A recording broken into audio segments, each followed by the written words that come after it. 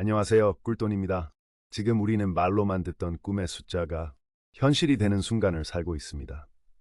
2026년 2월 24일, 오늘입니다. 삼성전자가 20만 원을 찍었습니다. 사상 처음입니다. SK하이닉스는 100만 5천 원에 마감했습니다. 황제주 반열에 올랐습니다.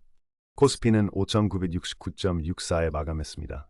6천선까지 단 30포인트 남았습니다. 이 숫자들을 보면서 두 가지 감정이 교차하실 겁니다. 설레는 분도 계실 겁니다. 반면 이제 고점이라서 겁나는 분도 계실 겁니다. 지금은 그 감정에 휘둘릴 때가 아닙니다. 돈의 지도가 어떻게 바뀌었는지 공부해야 할 때입니다. 오늘 꿀돈이가 세 가지를 드리겠습니다. 첫째, 이 상승이 거품인지 아닌지 숫자로 판단하는 기준을 드립니다. 둘째, 세계 최고의 투자은행 모건 스탠리가 왜 틀렸는지, 그리고 결국 왜 방향을 바꿀 수밖에 없었는지를 이해하게 됩니다. 셋째, 코스피 6천 이후 시대에 돈이 어디로 흘러가는지, 우리가 무엇을 공부해야 하는지 방향을 가져가십니다. 자, 뉴욕 증시가 어젯밤 1% 넘게 빠졌습니다. 그런데 오늘 한국 증시는 2% 넘게 올랐습니다. 왜 그럴까요? 이게 오늘 이야기의 핵심입니다. 지금 바로 시작합니다. 오늘 2026년 2월 24일 종가 기준입니다. 삼성전자는 전일 대비 7,000원, 3.63% 오른 20만 원에 마감했습니다. 사상 최초 20만 원 시대입니다. 시가총액 1,183조 9,276억 원입니다. SK하이닉스는 전일 대비 5만 4천 원, 5.68% 상승해 100만 5천 원에 마감했습니다. 황제주입니다. 시가총액 706조 2,659억 원입니다. 이 두 종목 합산 시가총액이 2,105조 원에 달합니다. 반도체 두 기업만으로 2,000조 원을 넘긴 것은 사상 처음입니다. 코스피는 전일 대비 123.55포인트, 2.11% 오른 5,969.64에 마감했습니다. 코스피가 종가 기준 5,900선을 넘은 것도 사상 처음입니다. 6,000선까지 불과 30포인트 남았습니다. 올해 들어 삼성전자는 66.81%, SK하이닉스는 54.38% 올랐습니다. 반년도 안 되는 기간입니다. 코스피는 지난 1월 22일 5,000선을 돌파했고 불과 한 달 만에 6,000선 문턱까지 왔습니다. 그런데 이 숫자들이 거품인지 아닌지를 판단하려면 뒤를 봐야 합니다. 기업이 버는 돈이 주가 상승을 받쳐주고 있느냐 아니냐가 핵심입니다. 한 달 전 5,000선을 돌파했을 때만 해도 과열이라는 비관론이 있었습니다. 그런데 시장은 실적으로 그 입을 닫게 만들었습니다. 반도체 담당 한 연구원의 말입니다. 주가만 보면 너무 부담스럽게 느껴지지만 사업 내용이나 최근 증시 흐름을 살펴보면 아직도 더 간다고 볼 여지가 많다고 했습니다. 주가가 먼저 오른 게 아닙니다. 기업이 버는 돈이 먼저 올랐습니다. 지금부터 그 이유를 하나씩 풀겠습니다. 왜 한국만 독주하고 있을까요? 어젯밤 뉴욕 증시가 흔들렸습니다. 다우존스 지수가 821.91포인트, 1.66% 빠졌습니다. S&P 500은 71.76포인트, 1.04% 내렸습니다. 나스닥은 258.80포인트, 1.13% 하락했습니다. 그런데 오늘 한국 코스피는 2.11% 올랐습니다. 왜 이런 역주행이 가능했냐고요? 이경민 대신증권연구원의 설명이 핵심을 찌릅니다. 미국 증시에서 확산한 AI의 산업 파괴 공포가 국내 증시에선 오히려 호재로 해석됐다고 했습니다. 이게 무슨 뜻인지 풀어드리겠습니다. 뉴욕 증시가 흔들리는 이유는 두 가지입니다. 하나는 트럼프 행정부의 관세 정책입니다. 또 하나는 AI가 결국 기존 직업과 산업을 파괴할 것이라는 공포입니다. AI 소프트웨어가 변호사, 회계사, 기자, 코더 등의 일자리를 빼앗을 것이라는 두려움입니다. 미국 기술주들이 이 공포를 먼저 맞습니다. 그런데 한국은 다릅니다. AI가 무엇이든 파괴하고 무엇이든 대체하려면 그 AI가 먼저 작동해야 합니다. 그리고 작동하려면 엄청난 양의 데이터를 저장하고 연산해야 합니다. 여기서 핵심이 등장합니다. 초대 여폭 메모리 HBM입니다. HBM은 High Bandwidth Memory의 약자입니다. 일반 메모리 반도체보다 훨씬 빠르게 훨씬 많은 데이터를 처리할 수 있는 반도체입니다. 챗GPT에 질문을 하면 그 답이 나오는 AI 칩 GPU 안에 HBM이 들어있습니다. AI 데이터 센터 어디에나 HBM이 필요합니다. HBM 시장에서 SK하이닉스의 점유율이 절반을 넘습니다. AI가 발전할수록 HBM 수요가 늘어납니다. HBM 수요가 늘어날수록 SK 하이닉스의 매출과 이익이 늘어납니다. 미국이 AI 소프트웨어에서 흔들리는 동안 한국은 AI를 작동시키는 하드웨어에서 독보적인 위치를 지키고 있습니다. 전 세계가 소프트웨어 중심에서 다시 제조업의 가치에 주목하기 시작한 것입니다. 그 정점에 대한민국 반도체가 있습니다. 이것이 한국 증시가 뉴욕 증시가 빠지는 날 오히려 오르는 이유입니다. SK증권 한동희 연구원은 오늘 이렇게 말했습니다. AI가 HBM을 넘어 D램과 낸드 전체를 활용하기 시작하며 공급 부족 심화 현상이 나타나고 있다고 했습니다. 그리고 메모리 호황이 유동성 확장과 동반된 것은 처음 있는 일이라고 했습니다. 지금 이 흐름이 과거 반도체 사이클과 근본적으로 다르다는 말입니다. 이제 모건 스탠리 이야기를 본격적으로 해드리겠습니다. 전 세계 기관 투자자들이 보고서 한 장으로 수천억 원의 투자를 결정하는 수준의 영향력을 가진 회사입니다. 그 모건 스탠리가 2024년 9월 15일 충격적인 보고서를 냈습니다. 제목이 겨울이 곧 닥친다. 영어로는 Winter Looms였습니다. 내용은 이렇습니다. D램 수요가 약해지고 있다. HBM도 공급 과잉 가능성이 있다. SK 하이닉스 목표 주가를 기존 26만 원에서 12만 원으로 절반 이상 낮춘다. 투자 의견도 비중 확대해서 비중 축소로 한 번에 2단계 내린다. 사실상 팔라는 보고서였습니다. 그것도 추석 연휴 중간에 나왔습니다. 연휴가 끝나고 국내 시장이 열리자 충격이 왔습니다.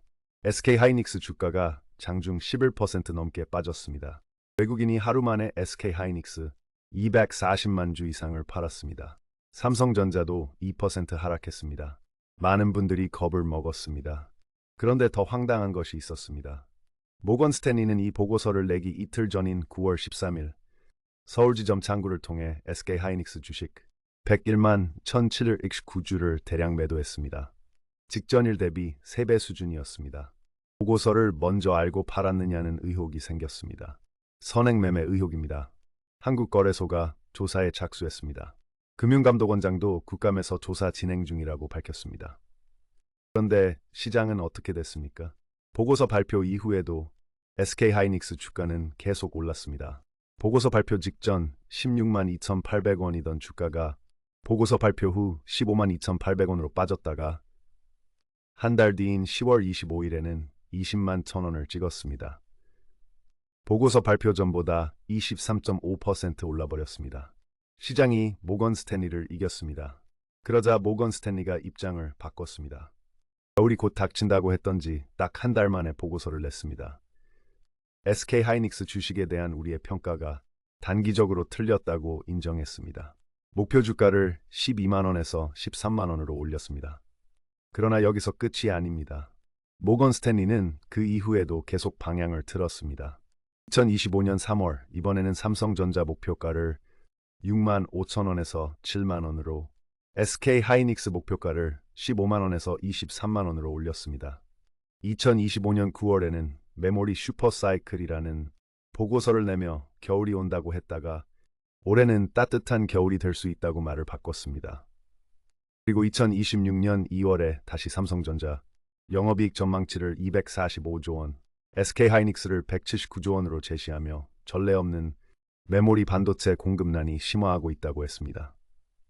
2027년까지 메모리 반도체 가격이 높은 수준을 유지할 것이라고 전망했습니다. 겨울이 온다고 했다가 봄이라고 했다가 이제는 슈퍼사이클이라고 합니다. 모건 스탠리를 무릎 꿇게 만든 힘의 실체, 바로 AI 시대의 HBM 수요입니다. 왜 모건 스탠리가 틀렸냐고요? 그들은 과거 반도체 사이클의 패턴을 기준으로 분석했습니다.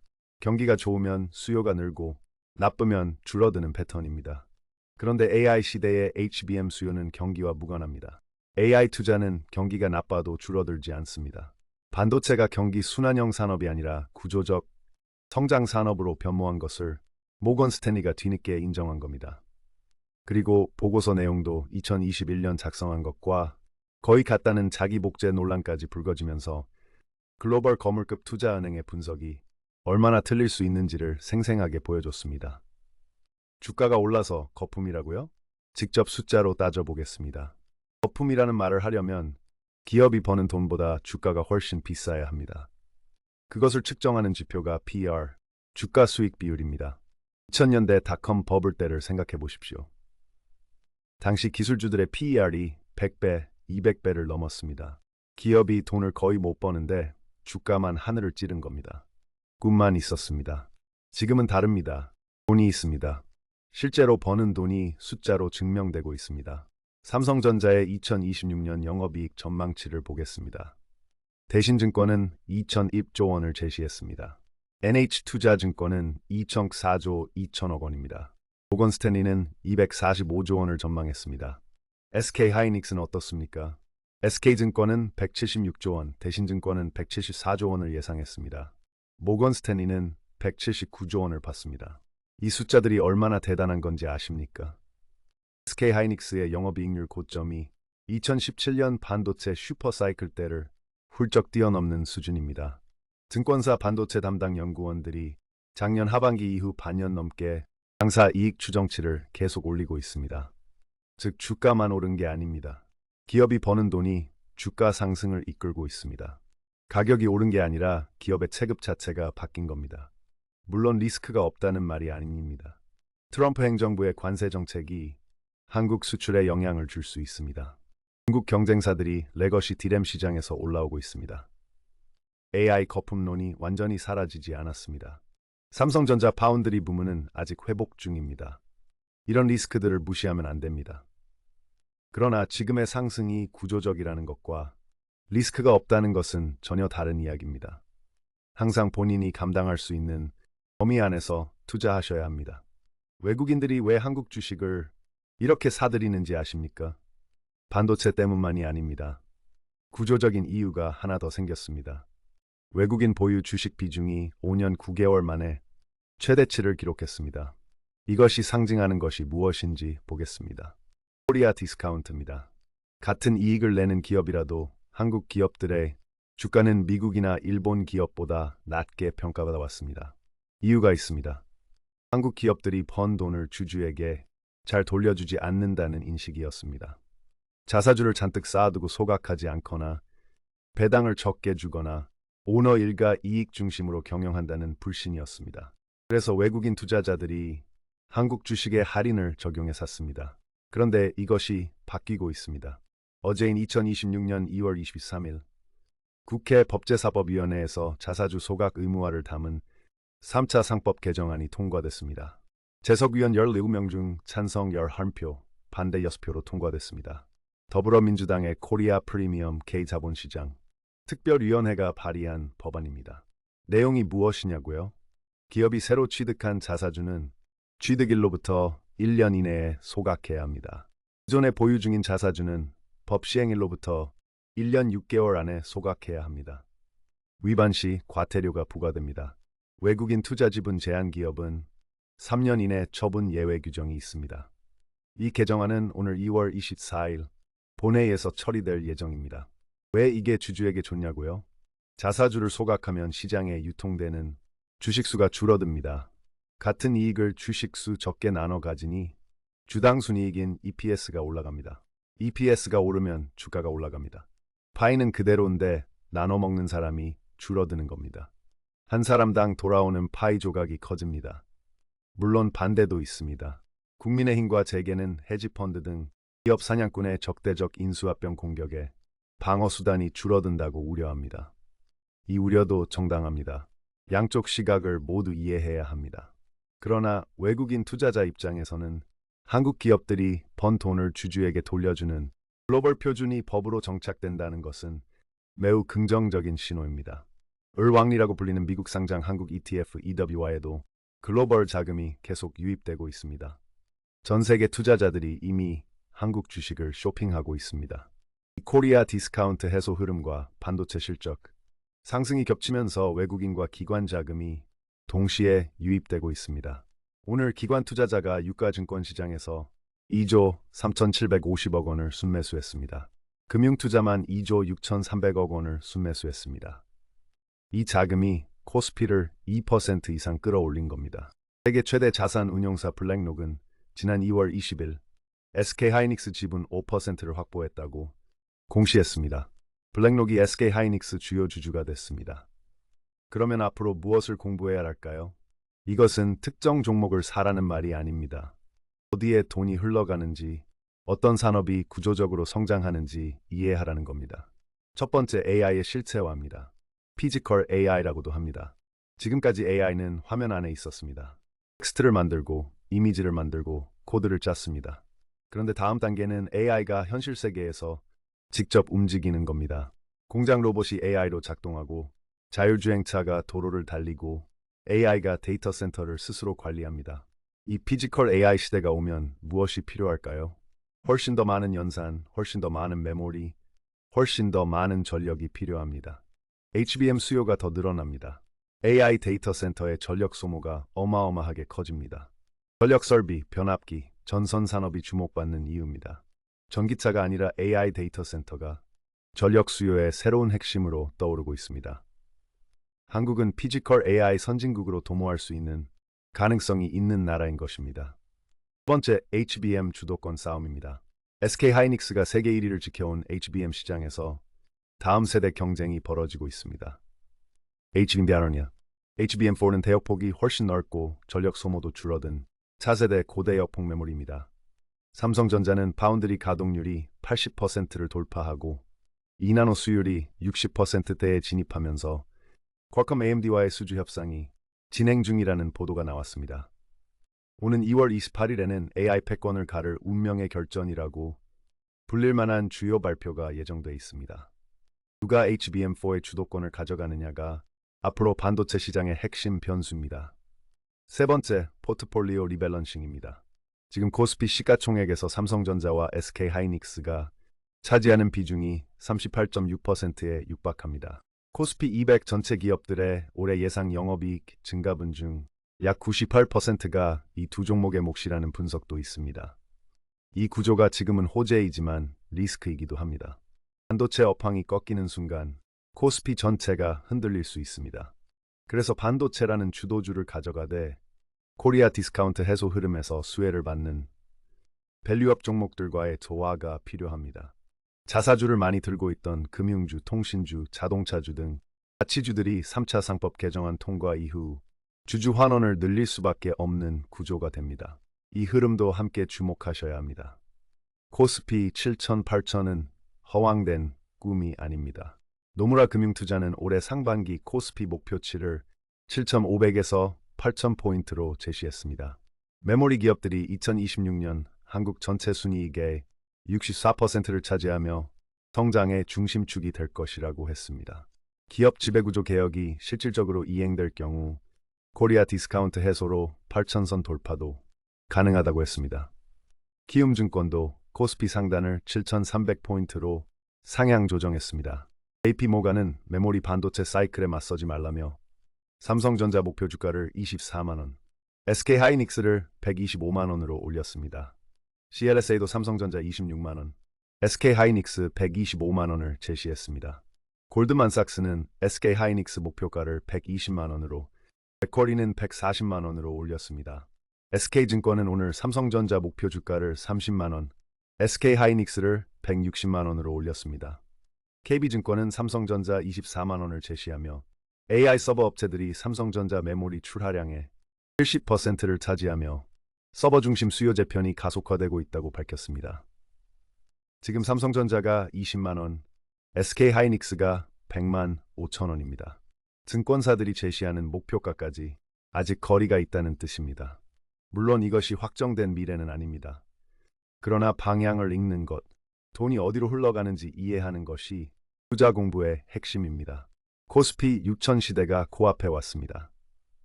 7천, 8천도 더 이상 허황된 꿈이 아닌 시대입니다. 그런데 이 말이 아무 종목이나 사도 된다는 뜻이 아닙니다. 공부하지 않은 자산은 반드시 사라집니다. 오르는 장세에서 위험을 모르고 뛰어들다가 떨어질 때 가장 크게 다치는 분들이 공부 없이 달려든 분들입니다. 모건 스탠리가 틀린 이유가 무엇이었습니까? 구조적 변화를 읽지 못했기 때문입니다. 과거 패턴을 그대로 미래에 적용했기 때문입니다. 우리는 그 실수를 반복하지 않아야 합니다. 구조적으로 성장하는 산업이 어디인지, 그 산업의 핵심 기업들이 실제로 돈을 벌고 있는지, 그리고 내가 감당할 수 있는 범위, 안에서 투자하고 있는지 이 세 가지를 항상 체크하십시오. 주가가 올랐다고 팔고 싶은 마음이 생길 수 있습니다. 그러나 팔 때는 주가가 오른 게 이유가 아니어야 합니다. 기업의 가치가 훼손되는 때, 내가 처음에 투자한 이유가 사라지는 때가 팔아야 할 순간입니다. 주가가 올랐다는 이유만으로 팔면 그 이후 더 오를 때 후회하게 됩니다. 오늘 내용이 도움되셨다면 구독과 좋아요 꾹 눌러주시고요. 여러분의 관심이 꿀돈이에게 큰 힘이 됩니다. 당신의 노후가 꿀처럼 달콤해지는 그날까지 꿀돈이가 끝까지 함께하겠습니다. 긴 영상 시청해주셔서 감사합니다. 모두 건강하고 부유하십시오.